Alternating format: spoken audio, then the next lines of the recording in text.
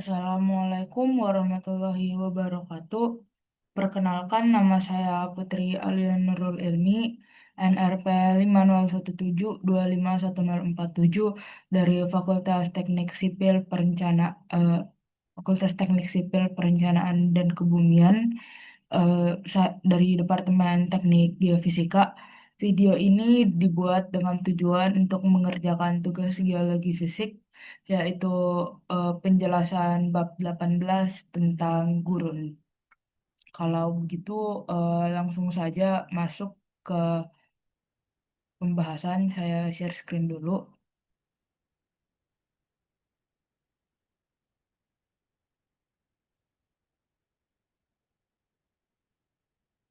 Oke, oke. Nah, bab ini adalah pembahasan tentang gurun. Ini tentang deserts and wind action. Jadi sebab yang ada pada bab ini ada beberapa. Yang pertama, distribution of deserts.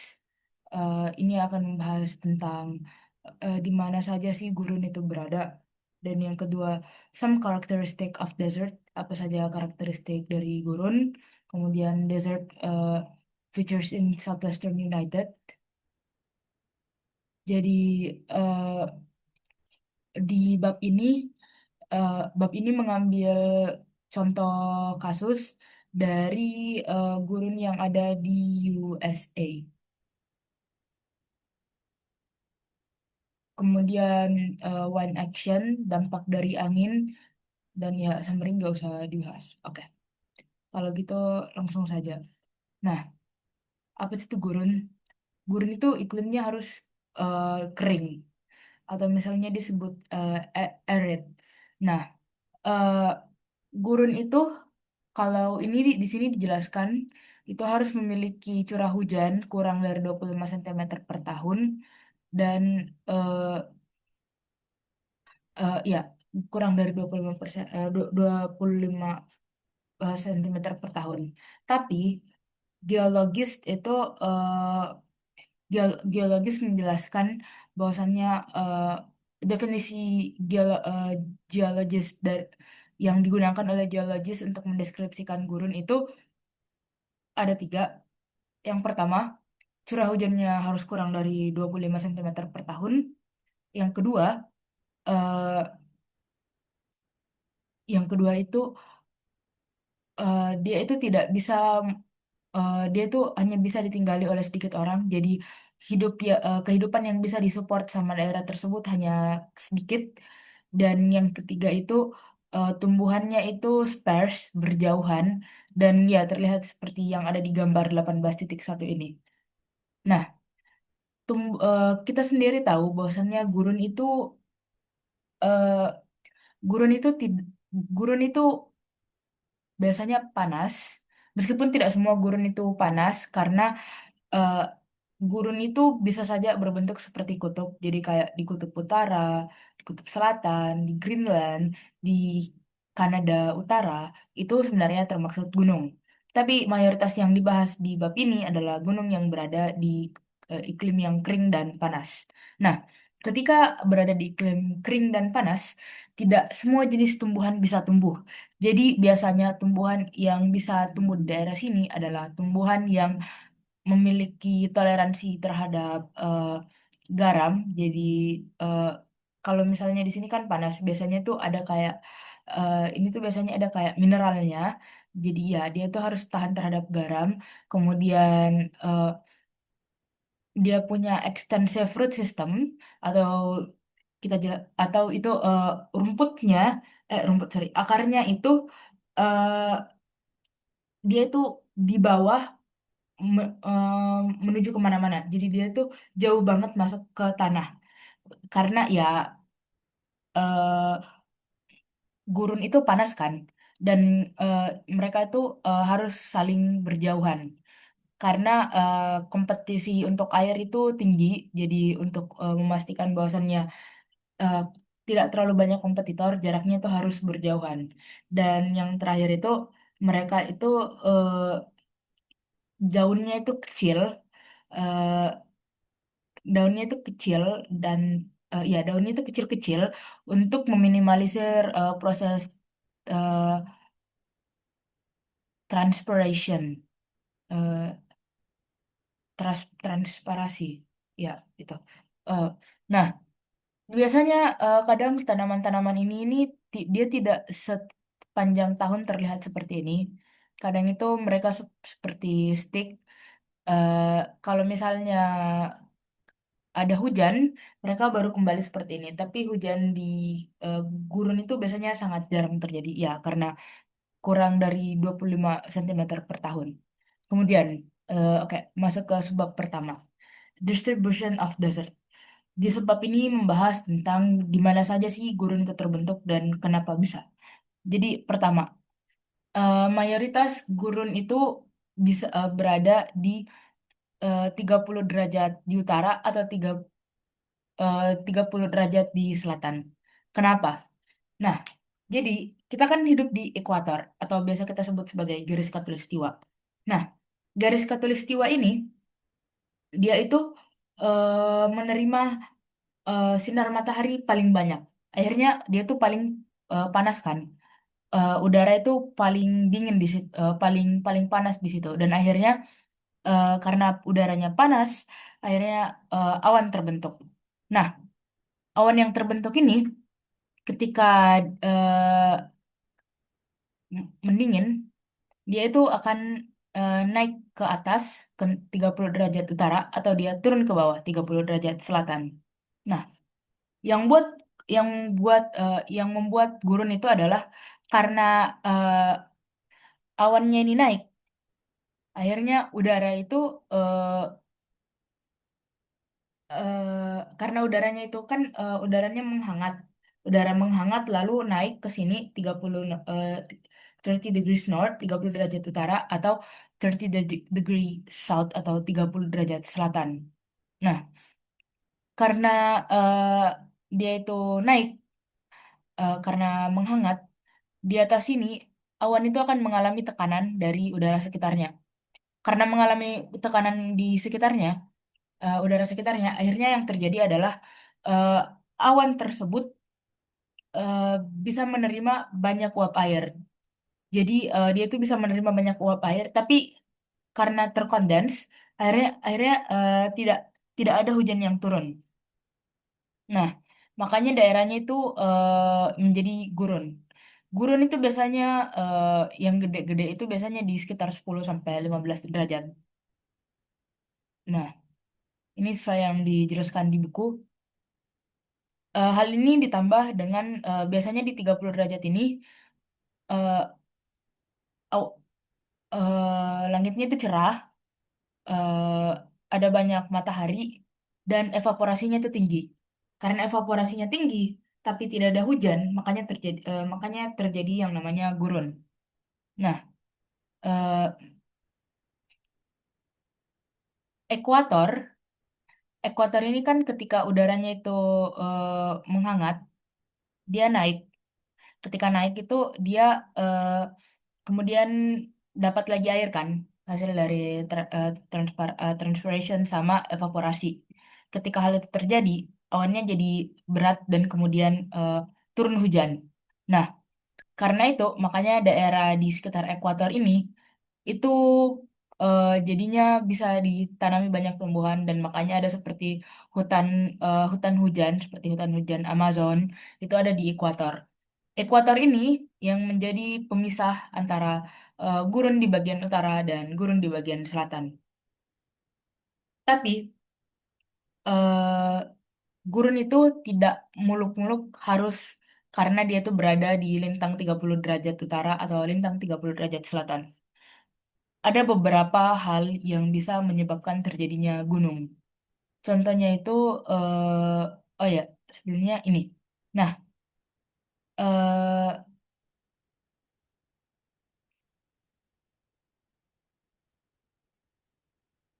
ya seperti yang bisa kita lihat di gambar ya. Jadi ini ekuator. Di ekuator ini tidak ada gurunnya kan. Tapi mulai dari di sini eh, 30 derajat ke utara dan 30 derajat selatan itu banyak gurun kan. karena ya memang iklim eh, iklim cuacanya itu mendukung untuk terbentuknya gurun. Tapi seperti yang bisa kita lihat di sini, bahwasannya ada gurun seperti misalnya gurun Gobi dan Patagonia dan Great Basin yang ada di sini. Nah, kok bisa? Karena gurun itu tidak muluk-muluk harus terbentuk eh, dari yang namanya eh, pengaruh dari lintang dari iklim ini, dari ya lintang utara 30 derajat lintang utara dan 30 derajat lintang selatan.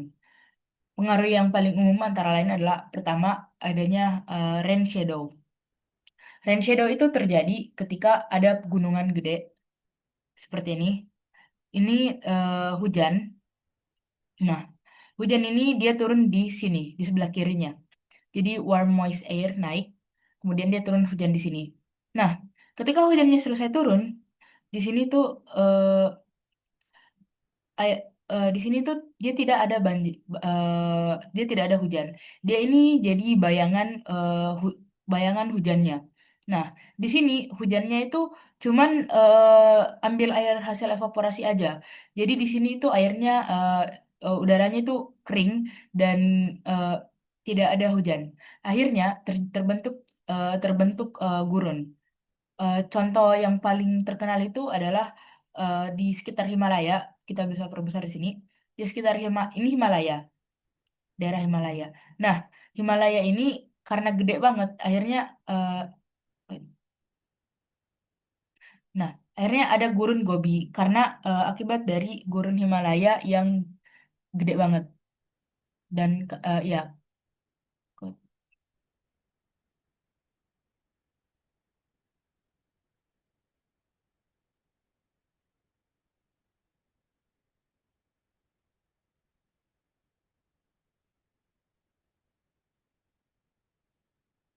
nah,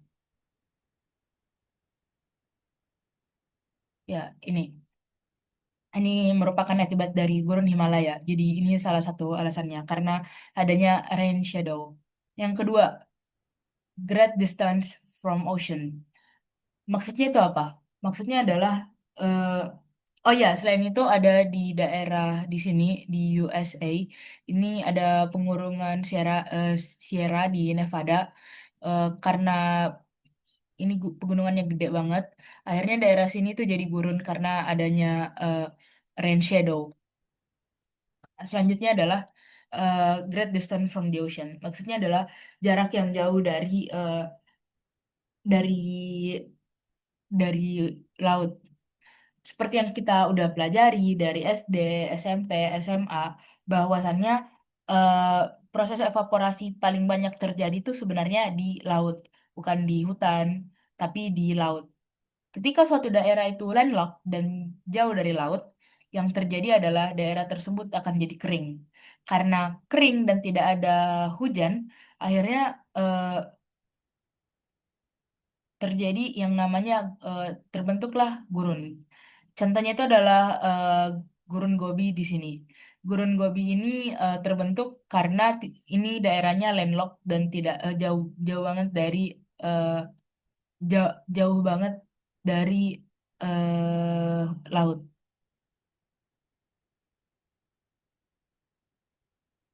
Selanjutnya adalah eh, ketika suatu eh, keti- eh, ketika suatu garis pantai itu eh, berada di eh, dekat daerah yang eh, dek- dekat ocean current yang dingin.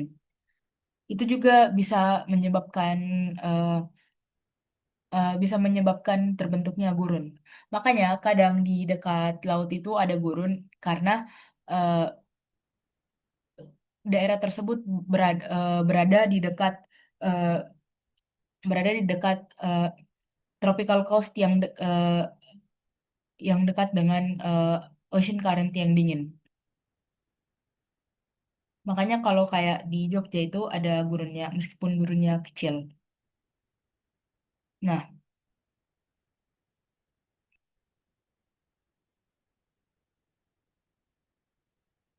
Jadi kayak makanya di daerah sini ini kan, oh bukan, sorry, bukan bukan yang daerah Jogja, maaf, itu yang Jogja itu agak outlier. Nah, tapi bisa kita lihat di sini bahwasannya ini kan harusnya dekat, ini kutub utara, kutub selatan. Daerah Patagonia ini meskipun berada jauh di bawah 30 derajat lintang selatan, tapi karena daerah sini itu dekat dengan kutub selatan, akhirnya udaranya itu dingin. Karena udaranya dingin dan tidak ada seperti yang bisa kita lihat ini dia semi arid atau misalnya atau curah hujannya itu sedikit, maka terbentuk juga gurun di daerah Patagonia ini.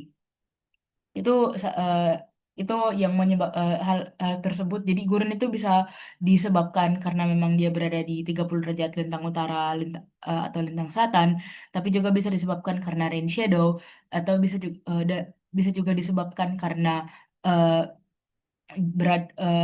tempatnya landlocked dan jauh dari laut, dan yang terakhir itu bisa disebabkan karena dia itu dekat dengan cold ocean currents. Selan- Masuk ke sebab selanjutnya, yaitu some characteristic of desert. Sebab ini membahas tentang beberapa karakteristik dari gunung. Jadi, eh, streams atau aliran di gurun itu tidak ada sepanjang tahun. Jadi tidak seperti kayak misalnya di Indonesia di mana aliran sungai itu ada sepanjang tahun. Di daerah-daerah gurun itu aliran sungai tidak ada sepanjang tahun. Jadi kalau misalnya lagi ada hujan, eh, maka bisa terjadi maka akan ada aliran air.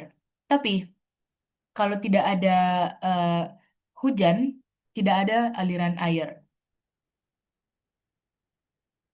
Makanya mayoritas dari desert atau mayoritas dari gurun ini itu eh, tidak memiliki aliran air yang kayak memotong gurunnya gitu, atau yang kayak berada di sekitar gurun, karena ya panas, semua udaranya terevaporasi dan nggak ada air. Makanya alirannya itu tidak ada sepanjang tahun. Karena hal tersebut, karena alirannya itu jarang keluar air, tapi ada outlier ya, tetap kayak meskipun mayoritas kasus seperti itu, tetap ada outlier. Contohnya itu yang paling terkenal adalah Sungai Nil di Mesir dan Colorado River di Southwestern United States. Nah, kalau case-nya si Colorado River ini itu karena eh, di eh, di hulu di hulu atau di tempat awal air itu mulai, eh, asal air dari Colorado River itu adalah dari glasier-glasier gunung yang mencair. Nah, ketika glasiernya ini mencair, akhirnya airnya itu turun karena mencari tempat yang lebih rendah dan kemudian mengumpul jadi di satu basin dan jadi yang namanya Colorado River.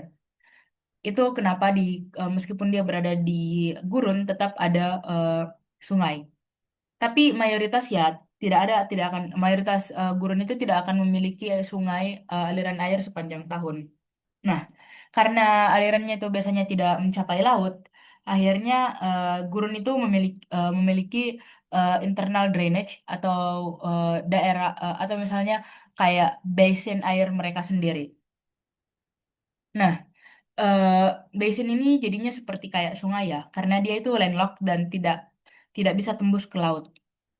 Nah, eh, hmm,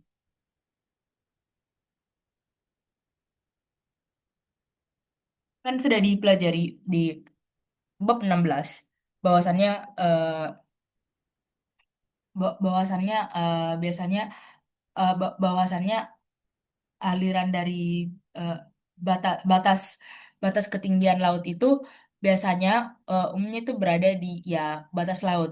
Tapi di daerah gurun ini, karena alirannya tidak mencapai laut, maka eh, bata batas aliran laut itu kan batas aliran laut juga itu biasanya merupakan batas terjadinya erosi.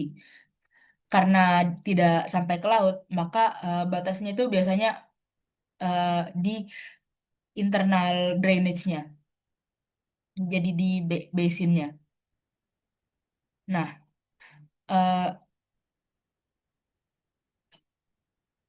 ya di basinnya.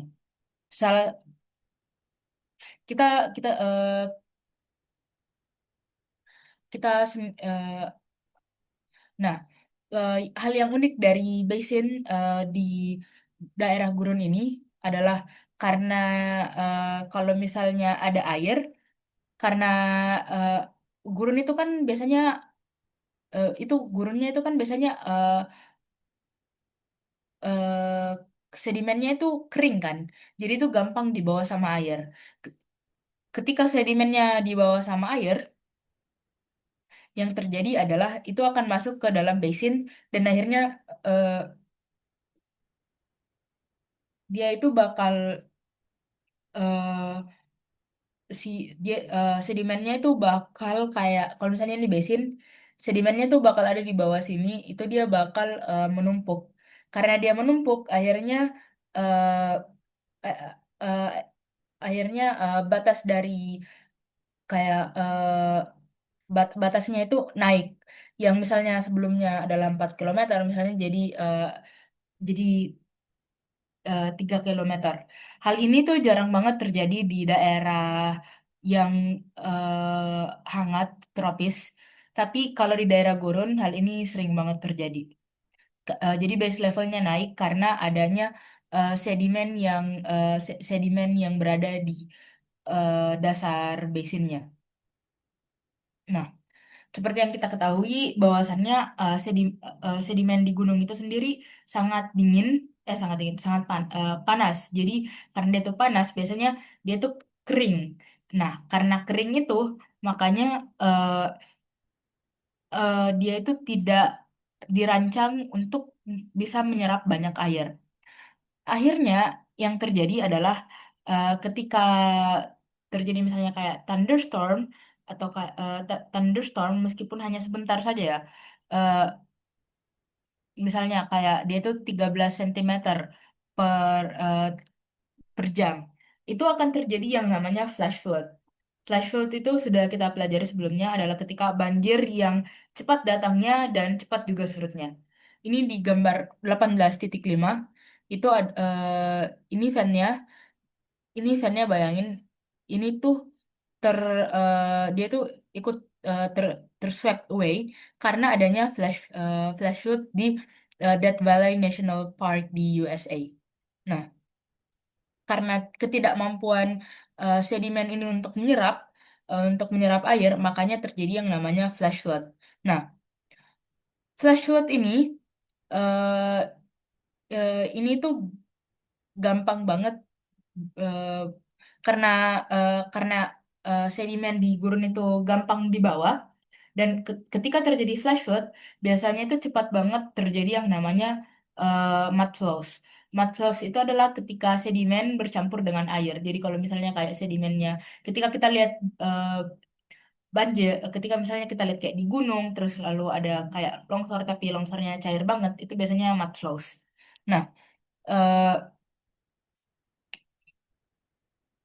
ketika eh, ketika terjadi mud flows ini biasanya itu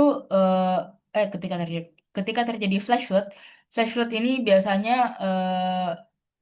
mem- biasanya memperlihatkan bentuk dari al- aliran atau stream flow dari si gurun ini. Nah, nah eh,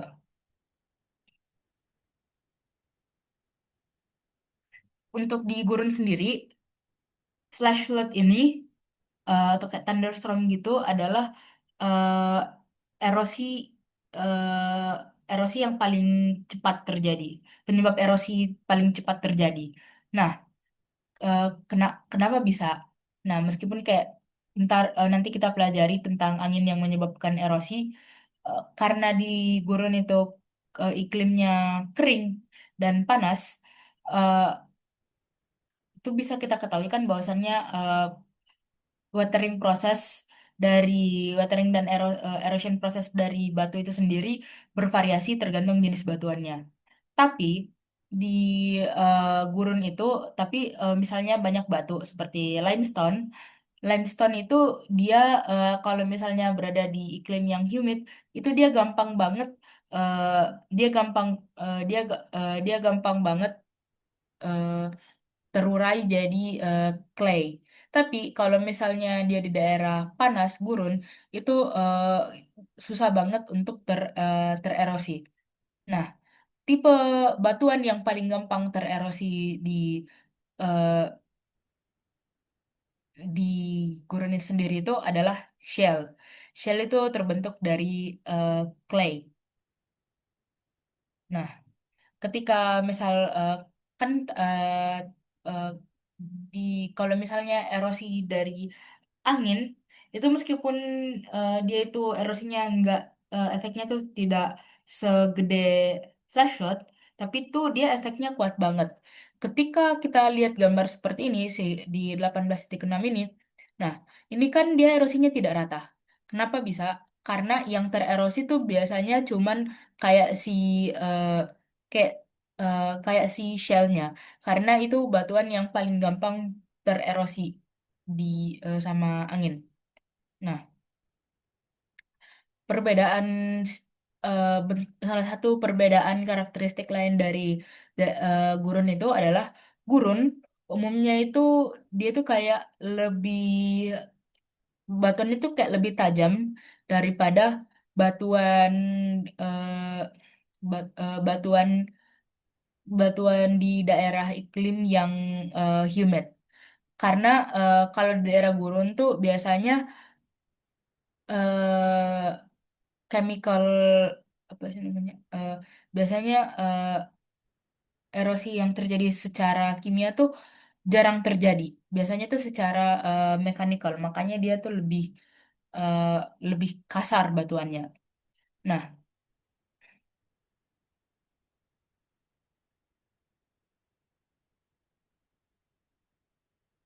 jadi ya iklim itu merupakan hanya kayak salah satu di antara banyak hal yang bisa menjelaskan tentang terjadinya kayak terjadi perubahan bentuk batuan. Selanjutnya adalah desert features in the southwestern United States. Jadi di bab 18 ini salah satu mengambil contoh kasus dari uh, desert yang ada di southwestern United States. Nah, kebanyakan daerah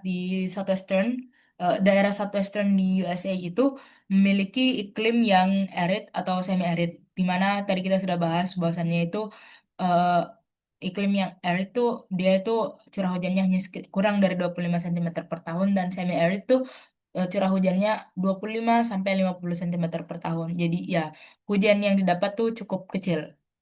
Nah, kenapa bisa? Mayoritas hal ini terjadi karena daerah Southwestern di USA itu berada di lintang 30 derajat utara.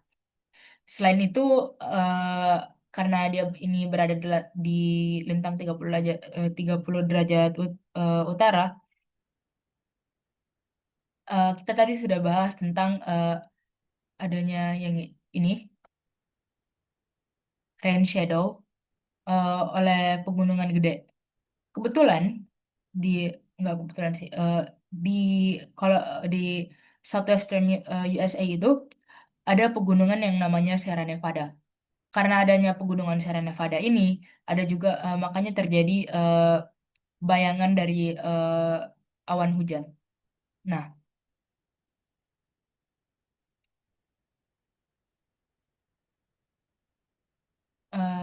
selanjutnya jadi di sini tuh ada dua ya yang akan kita gunakan.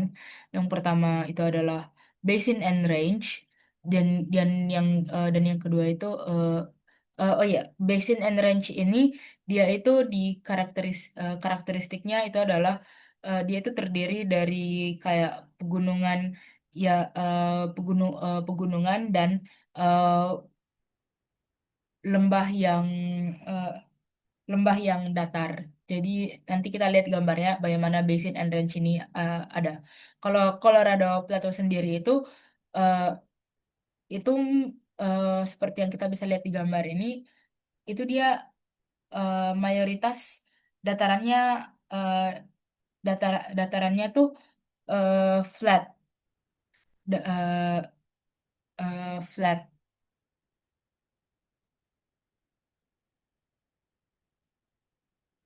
Nah, eh, batuan yang ada di Colorado Plateau ini tuh kalau kita mau lihat versi yang udah terekspos itu ada di Grand Canyon di Arizona.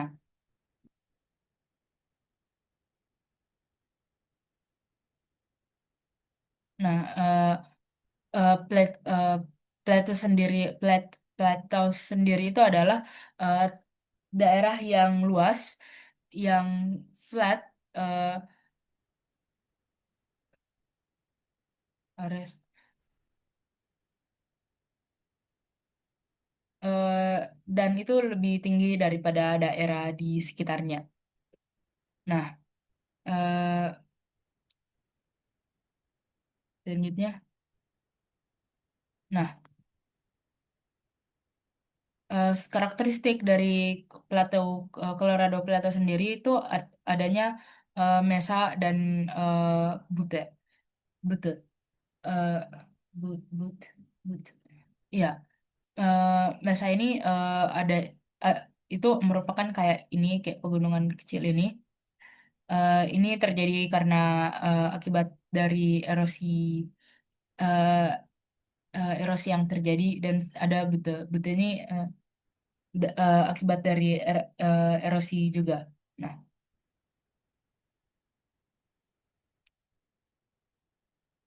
di atas ini merupakan resistant rock layer yang susah tererosi dan ini adalah canyon dan ini adalah plateau. Kemudian ini adalah cliff retreat. Jadi ini cliffnya mundur. Ini adalah karakteristik dari Colorado Plateau. Nah, selanjutnya adalah eh,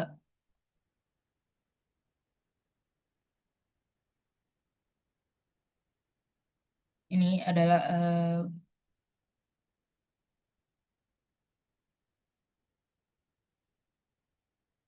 selanjutnya adalah eh,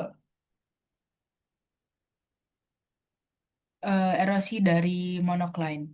Ketika terjadi erosi dari monocline seperti yang ini terjadi, ini kan monocline-nya tererosi, ini monocline eroded.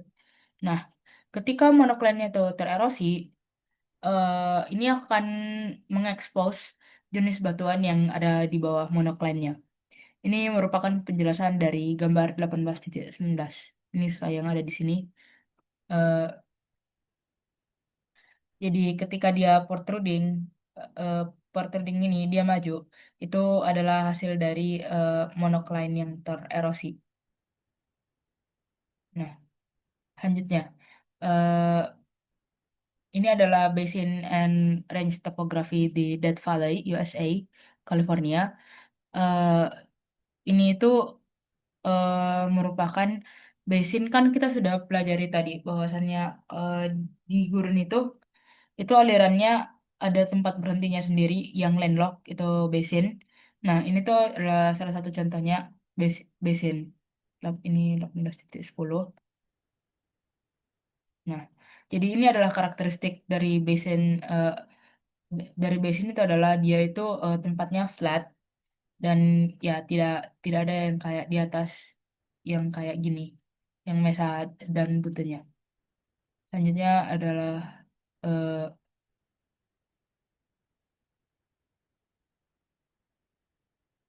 selanjutnya ini adalah development of landforms. Ini ini biasanya berhubungan dengan adanya basin and range topografi. Ini kok landforms bisa terbentuk. Jadi yang pertama Ini adalah fault kan, ini fault movement. Ini yang satu ke kiri, yang satu ke kanan.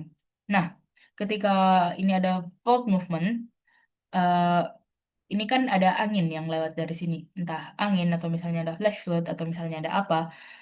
Tapi mountain range-nya ini kemudian eh, dia itu kemudian tererosi. Hasil dari erosinya itu kan kemudian jatuh di sini. Nah, ketika ini jatuh, misalnya udah banyak kayak gini. Misalnya ini udah banyak, itu akan terbentuk yang namanya alluvial fan dan eh, ya alluvial fan. Nah, kemudian setelah itu misal, oh ya, ini setelah dia terjadi misal thunderstorm di sini. Ketika terjadi ini ketika terjadi flash flood, ini alluvial fan, ini kan kemudian turun ke bawah. Ini bisa jadi mud flow. Nah, ini kemudian terbentuk yang namanya playa lake. Playa lake eh, itu dia tuh nggak ada eh, dia tuh nggak ada sepanjang tahun. Dia itu paling bertahan hanya beberapa hari setelah terjadinya thunderstorm. Nah, ketika playa itu mengering, playa lake itu mengering, ini akan meninggalkan yang disebut dengan nama playa. Nah, contoh dari playa ini adalah gambar di sebelah sini, 18.12. Ini adalah playa yang mengering yang ada di Death Valley, California. Playa ini itu meninggalkan jejak mineral. Kan mineral itu nggak bisa terevaporasi ya. Ini berupa salt atau garam. Nah, selain itu, eh, playa juga itu bisa ditandai dengan cracked surface. Jadi ketika kita lihat di gurun, lalu ada kayak dataran yang eh, flat, kemudian dia itu nge-crack, itu adalah pertanda ciri-ciri dari adanya playa. Nah, ketika playa lake ini kering dan kemudian ini tambah banyak yang tererosi, ini akan terbentuk yang namanya bajada dan pedimen. Apa sih beda sekilas bajada dan pedimen ini terlihat sama, tapi bajada dan pedimen ini beda karena eh, eh, bajada dan pedimen ini itu bedanya adalah eh, ini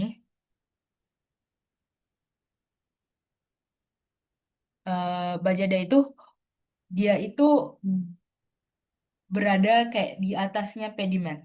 Nah, eh, bajada itu biasanya di bawahnya itu adalah ada memang batuan padatnya. Jadi di bawahnya itu ada underlying hard rock. Tapi pedimen sendiri itu dia itu biasanya terbentuk dari sedimen yang terus kayak sedimen yang terus eh, yang terus tertumpuk. Nah, sedimen yang terus tertumpuk ini akan menyebabkan pedimen. Pedimen enggak ini tuh bisa tingginya sampai ratusan meter.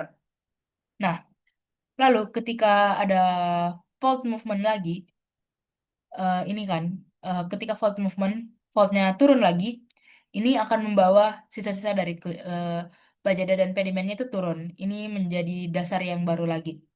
Kemudian setelah dasar yang baru ini terbentuk, kemudian terbentuk lagi new fan yang akan menjadi alluvial fan dan mengulang kembali siklusnya. Nah, eh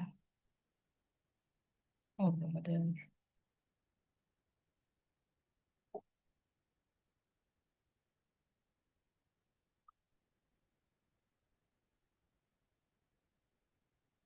Selanjutnya adalah wind action.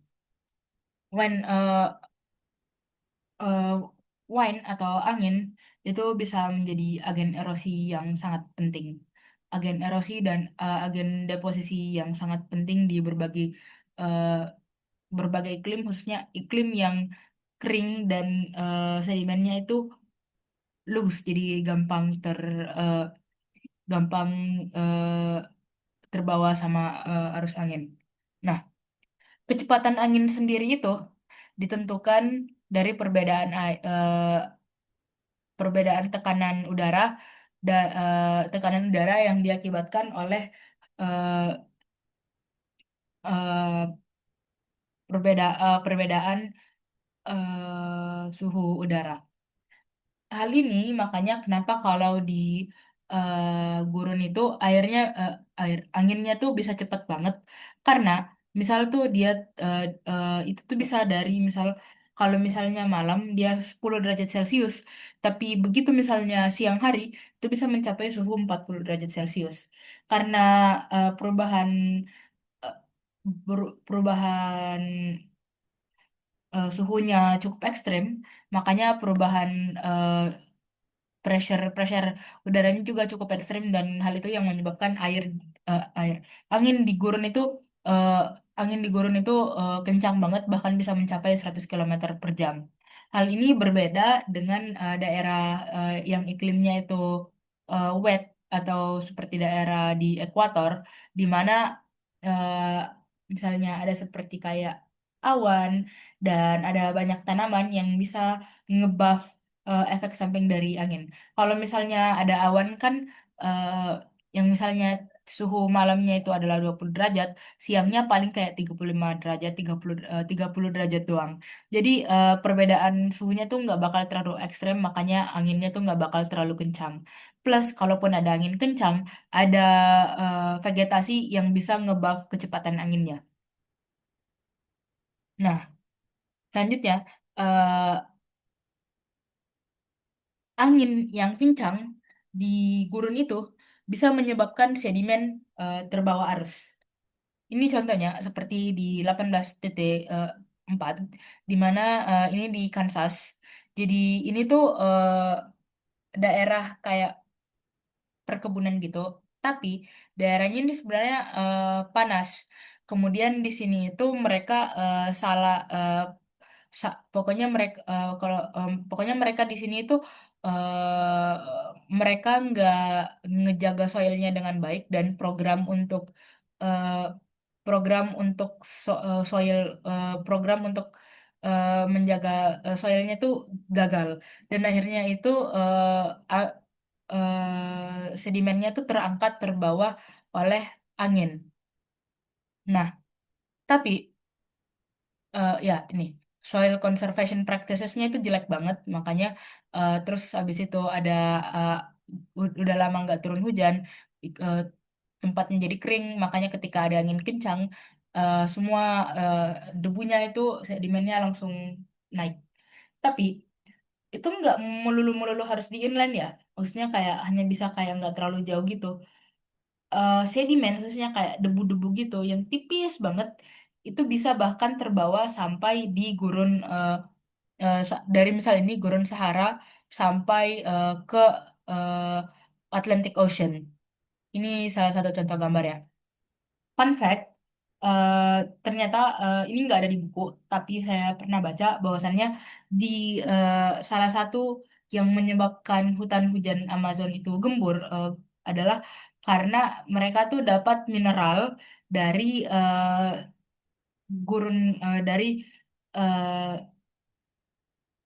mineral dari gurun gurun Sahara. Jadi sedimen-sedimen yang terbang ini, dust yang terbang eh, itu abu yang terbang itu kemudian eh, mencapai hutan hujan Amazon dan itu eh, mineralnya itu membantu tanahnya untuk menjadi lebih sehat dan lebih subur lagi. Nah, saking gedenya, tapi kebanyakan tuh biasanya eh, abu atau kayak dust dari tiupan ini biasanya tuh berakhir di laut doang. Jadi di sini. Jadi mereka tuh turun di laut dan ketika turun di laut itu akhirnya mereka masuk ke dalam laut. Jadi ya bayangin aja dari gurun Sahara jadi misal bagian dari pasir di deep water di deep sea. Nah,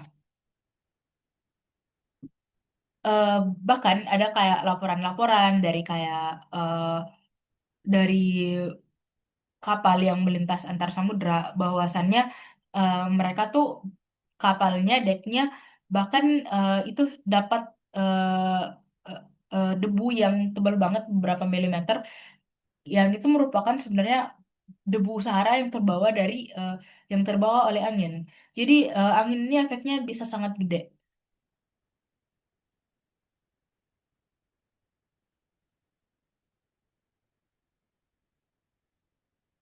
Salah satu contoh lain itu adalah ketika tahun 1883 Gunung Krakatau di Indonesia itu meledak. Ketika Gunung Krakatau di Indonesia itu meledak, semburan abunya itu tinggi banget. Tinggi banget, kemudian itu dia terbawa oleh arus angin. Dan karena terbawa oleh arus angin, maka abunya itu mengelilingi satu bumi. Karena mengelilingi satu bumi, akhirnya eh, di tahun itu eh, temperaturnya turun. Bahkan yang lebih ekstrim tuh di 1815 di erupsi Tambora. Ini lagi-lagi di Indo karena ya emang Indonesia tuh berada di Ring of Fire. Eh, Ketika meledak, semburan abunya itu tinggi banget dan kemudian terbawa oleh angin. Ketika terbawa oleh angin, semburan abunya itu akhirnya menutupi satu bumi. Dan ketika menutupi satu bumi, akhirnya suhu turun. Dan karena suhu turun, dan kemudian cuaca matahari tuh nggak seterik biasanya, akhirnya terjadi famine di New England dan Eropa Utara. Karena ya bayangin aja, jadi efek samping dari karena ya nggak ada sinar matahari. Nah, jadi bayangin aja eh, efek dari angin tuh bisa segede itu. Nah, ketika eh, keti- ketika angin kencang itu kemudian membawa pasir, kemudian angin itu kencang banget, itu disebut dengan nama sandblast. Tapi pasir itu kan berat ya. Jadi biasanya yang terjadi adalah eh, udara yang naik tuh atau kayak bukan udara, pasir yang berhasil dinaikkan sama angin tuh biasanya tingginya hanya semeter semeter doang. Akhirnya apa yang terjadi ketika pasir tersebut menyebabkan erosi, erosinya tuh hanya berada di dekat tanah seperti ini. Ini kalau nggak salah nama bentukannya mushroom apa gitu, lupa. Ya, ini dia hanya berada di bawah sini. Jadi bayangin aja karena dia tuh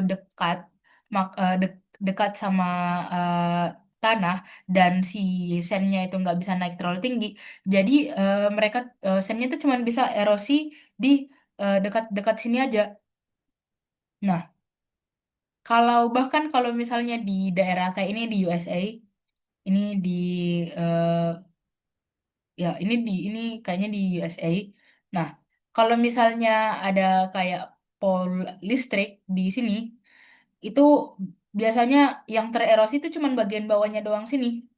Jadi atasnya tuh aman, bawahnya kena erosi. Akhirnya untuk meminimalisir erosinya, biasanya tuh bagian bawahnya ditebelin, entah ditambahin batu atau ditambahin apa gitu untuk ngelindungi bagian bawahnya. Nah, eh, salah satu dari tipe eh, dari erosi. eh, sa- nah, salah satu tipe dari oh ya, selain itu kan di sini nggak hanya ngebahas tentang wind erosion yang udah saya bahas tadi, tapi juga tentang transportation. Nah, eh, removal atau kayak pergerakan perpindahan gerak dari clay, silt, dan pasir itu disebut juga dengan nama deflasi. Nah, nah, ya deflasi. Deflasi deflasi ini adalah ketika angin itu mengangkat silt, pasir, dan clay. Nah, eh, ketika hal ini terangkat, itu bisa terjadi yang namanya blowout. Blowout itu adalah ketika terjadi kayak ini depression di surface sebuah kayak batuan. Ini kan batuannya nggak bisa terangkat kan. Nah, ketika batuannya itu nggak bisa terangkat, akhirnya ini kan ventrifact ya. Ventrifact itu maksudnya adalah batuan yang nggak bisa terangkat. nggak bisa terangkat sama angin, itu itu tererosi karena sandblasting. Akhirnya ini tuh dia ada pergerakan eh, yang membuat atasnya itu menjadi flat. Tapi karena anginnya itu berasal dari beberapa tempat, makanya tuh dia nggak hanya ke kiri tapi ke kanan juga. Nah, jadi itu tergantung arah anginnya kemana. Selanjutnya adalah wind deposition. Wind deposition sendiri ini ada beberapa jenisnya. Wind deposition ini adalah ketika angin menyebabkan perpindahan dari silt, clay, dan eh, jenis-jenis mineral jenis-jenis mineral yang ringan lainnya. Nah, pertama itu ada yang namanya loess. Loess ini loess ini adalah ketika angin itu sorry sorry. Oh ya, ini adalah 18.8. Ini adalah contoh dari deflation. Ini eh, deflation itu adalah ya ketika ini partikelnya berpindah. Ketika partikelnya berpindah, deflationnya ini berpindah, ini bisa menyebabkan terjadinya blowout. Blowout itu adalah ketika eh, daerah adalah ketika suatu tempat, ini contohnya, itu eh, karena adanya angin, itu terbentuk kayak lubang gede, di mana itu di tengah-tengahnya ada yang namanya ini pilar. Ini adalah pilarnya. Kemudian ini ayo, pasirnya semua terangkat. Nah, oh ya, kalau gitu lanjut balik ke tadi when the position. Pertama itu adalah lowest. Nah, eh, lowest itu adalah ketika angin itu menyebabkan deposisi dari eh, clay clay yang terbentuk dari mineral-mineral. Nah, eh, di USA sendiri itu Loes banyak ditemuin di daerah sini. Jadi eh, pok- eh, dulu tuh ada kayak banjir, pokoknya ada kayak aliran. Terus alirannya tuh menyebabkan erosi. Kemudian erosinya tuh menyebabkan akhirnya tererosi hasil erosi dari air itu tererosi lagi oleh eh, angin dan terbentuk loes. Nah, ini ini adalah contohnya. Jadi ini adalah Missouri River. Ini Loess ini adalah clay yang kaya mineral ya. Ini adalah salah satu contoh Loess. Loessnya ini di Cina. Jadi dulu tuh di Cina karena ini mereka ngebangun rumah di Loess. Jadi Loess itu sebenarnya bisa dipakai buat bangun rumah karena dia tuh strukturnya gampang digali. Jadi lumayan brittle gitu. Nah, karena dia brittle, jadi dulu tuh ketika terjadi gempa bumi di Cina, yang terjadi adalah si Loess ini akhirnya banyak yang runtuh. Karena banyak yang runtuh, itu sampai memakan korban jiwa sebanyak 100.000 orang. Karena ya di daerah yang banyak Loess ini, banyak orang yang ngebangun rumah di dalam Loessnya. Nah, karena Loess ini adalah daerah yang eh, adalah clay yang kaya mineral, jadi daerah-daerah yang punya deposit Loess yang gede itu daerah-daerahnya gembur dan subur. Jadi daerah-daerah di sini ini di USA ini tuh daerahnya subur banget yang punya Loess. Nah, tapi Loess itu kan gampang kena erosi ya. Akhirnya yang terjadi kalau misalnya kayak ini di Palos adalah karena ini Loessnya gampang tererosi, jadi mereka tuh takut bahwasannya nanti ini tanahnya nggak gembur lagi karena Loessnya tuh habis kena erosi. Nah, oh ya, eh, pasir yang terkena erosi itu umumnya sangat eh, sangat ringan dan itu bentukannya umumnya kayak bulat gitu. Dia tuh nggak kasar karena biasanya tuh eh, pasir yang terdeposisi atau kayak dust yang terdeposisi sama angin itu sangat materialnya sangat halus karena angin tuh nggak bisa ngebawa material-material yang coarse. Jadi biasanya tuh karena hal tersebut terjadi, akhirnya biasanya eh, material-material yang dibawa sama angin itu bentuknya itu uniform. Tapi jenisnya itu balik ke daerah asal dari misal kayak claynya, daerah asal dustnya. Jadi isinya tuh tergantung kalau misal daerahnya itu dari daerah kaya mineral, ya berarti nanti angin yang dibawa tuh kaya mineral. Nah, selanjutnya adalah dunes, sand dunes. Nah, sand dunes ini bisa kita lihat di sini kan.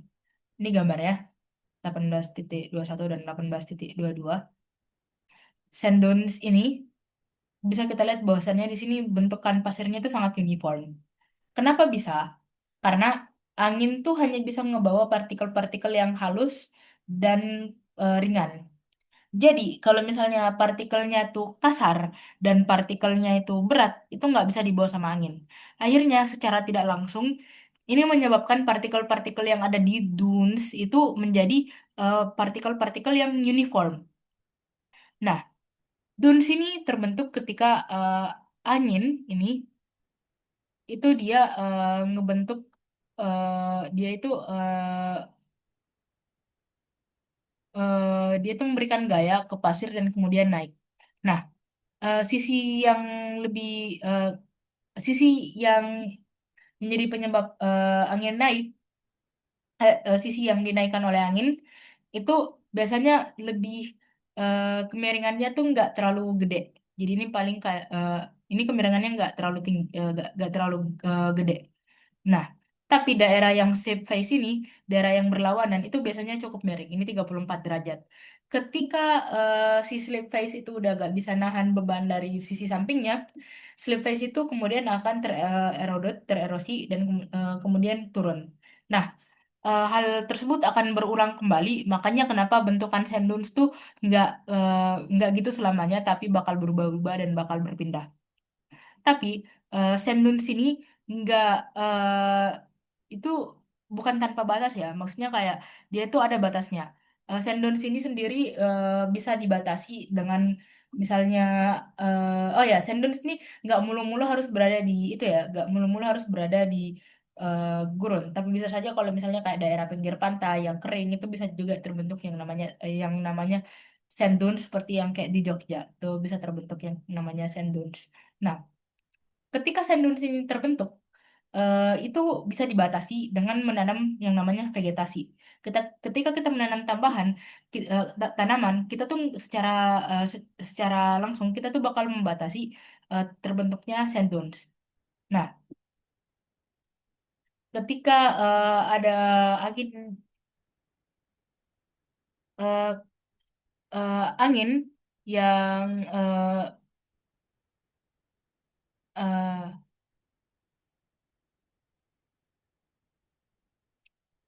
ketika ini sand dunes terbentuk, kemudian setelah itu ada angin lagi yang naik, misal kayak ada di sini ada eh, ya misalnya di sini ada badai pasir, hal tersebut akan menyebabkan ini wind ripples. Jadi ketika ada pasir berinteraksi sama sand dunes itu akan menyebabkan wind ripples. Selanjutnya ada tipe-tipe dari sand dunes. Yang pertama itu adalah slip face. Slip face ini adalah sand dunes yang terbentuk ketika tidak banyak pasir. Ketika lebih banyak pasir yang ada, ini akan terbentuk yang namanya transverse dunes. Jadi versi lebih banyak daripada sorry, versi yang ini di atas namanya bar chance. Ketika ini bar chance adalah sand dunes yang terbentuk ketika pasirnya itu sedikit. Ketika lebih banyak pasir, bar chance itu akan berubah menjadi transverse dunes. Ini adalah versi bar chance yang memiliki pasir lebih gede. Kemudian, ketika ada deposisi material oleh angin, kemudian terbentuk blowout, daerah sekitar blowout itu akan membentuk sand dunes yang bentuknya seperti parabolic dunes. Jadi parabolic dunes ini terbentuk karena pasir-pasir yang ada di dekat yang pasir-pasir yang terangkat dari blowout. Nah, yang terakhir itu adalah longitudinal dunes. Longitudinal dunes ini contoh contohnya itu ada yang kayak ada di gurun Sahara. Tapi di gurun Sahara tuh sampai sekarang nggak bisa dijelasin kenapa longitudinal dunes itu gede banget dan kenapa tuh bisa stretch sampai berpuluh-puluh kilometer. Ini adalah contoh dari Barchans. Ini di Skeletal Coast National Park di Namibia. Ini pasirnya kan dikit ya. Jadi kalau pasirnya dikit itu cuma bisa jadi Barchan Dunes. Nah, kalau misalnya Barchan Dunes itu pasirnya lebih banyak, ini akan terbentuk yang namanya Transverse Dunes. Ini contohnya di National Monument Colorado. Kemudian ini di sekitarnya tuh pasti banyak blowout. Nah, ketika terjadi blowout, ini akan terbentuk yang namanya Parabolic Dunes. Ini contohnya di Pismo Beach, Central California. Kemudian ini adalah di Sahara Desert. Ini adalah longitudinal dunes. Sampai sekarang tuh nggak ditahu persis kenapa longitudinal dunes itu terbentuk karena bentuk dia tuh gede banget. Oke. eh, Sekian, terima kasih presentasi dari saya penjelasan tentang bab 3 terkait gurun. Eh, Bab 18 terkait gurun. Lebih dan kurangnya mohon dimaafkan. Wassalamualaikum warahmatullahi wabarakatuh.